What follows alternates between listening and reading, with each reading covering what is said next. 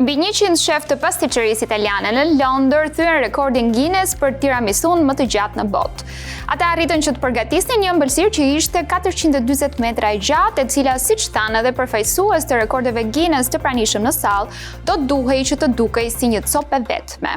Për ta përgatitur ëmbëlsirën gjigande italiane u deshën 2 ditë dhe ingredientë të freskët, më konkretisht 19.000 vezë, 400 kg sheqer dhe 128.000 biskota. Për t'i bërë të gjithë përbërësit bashkë pasaj, u deshën rreth 5 orë.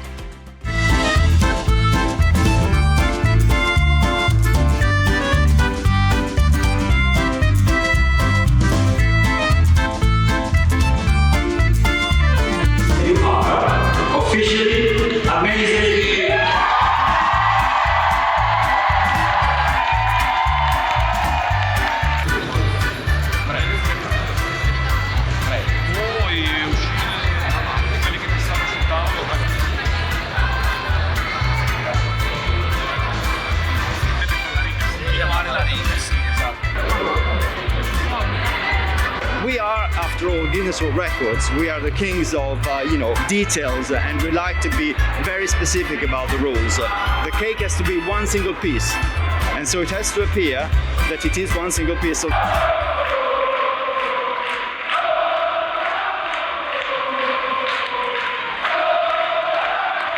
Një shofer autobusi në Taipei ka shpërthyer në lot pas një debati që pati me një pasagjere e cila akuzonte se nuk ndaloi në stacion, edhe pse ajo kishte sinjalizuar që ta bënte. Thelbi i shkëmbimit, sipas mediave, mes tij dhe pasagjeres këtu ishte: "Nga ta dija unë që ti doje të zbrisje", dhe pastaj pasagjera që i thoshte ta thash sepse shtypa dhe kartën. Video sigurisht që u bë virale këtë javë dhe shumica e komentuesve treguan goxha empati për shoferin. Njëri thoshte që do donte shumë që t'i jepte një përqafim për ta qetësuar, ndërsa të tjerë pastaj shtonin se ishte thjesht një keq kuptim dhe se shoferi po tepronte me reagimin e tij. Megjithatë, t'i japësh një autobusi në Taipei është një lloj si t'jesh shofer në Tiranë me sa duket, pasi ka trafik të rënduar dhe skutera që dalin nga të gjitha anët. Lajmi i mirë është që kompania e autobusëve thotë se do t'i jap shoferit 2 ditë pushim, një vizitë falas te psikologu dhe një zarf të kuq me një bonus të vockël kur të kthehet në punë.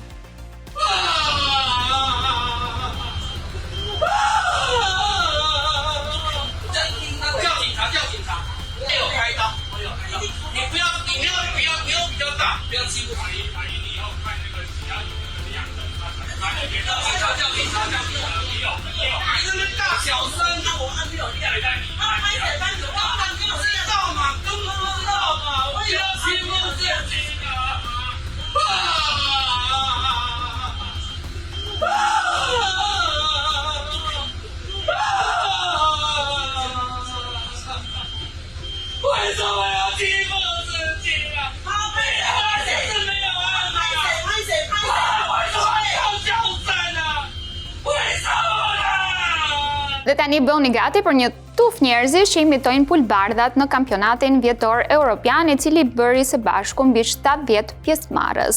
Misioni i juris në këtë rast ishte që mes tyre të zgjidhte atë që riprodhonte më së miri atë britmën tipike të pulbardhave, por edhe sjellja si pulbardh mund të të jepte pik bonus po ashtu.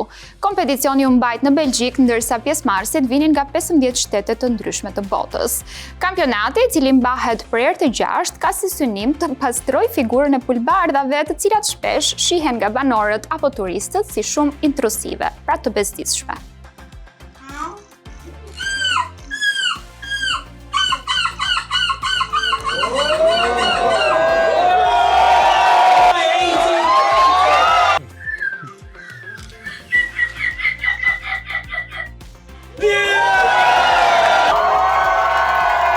We want to say that it's very important to protect the seagulls. The seagulls are very beautiful animals.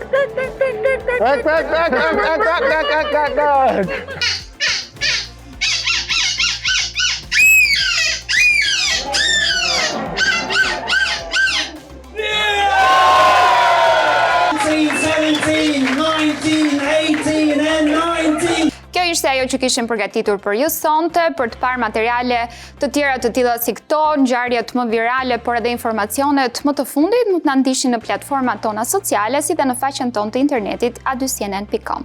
Shihemi të shtunën tjetër.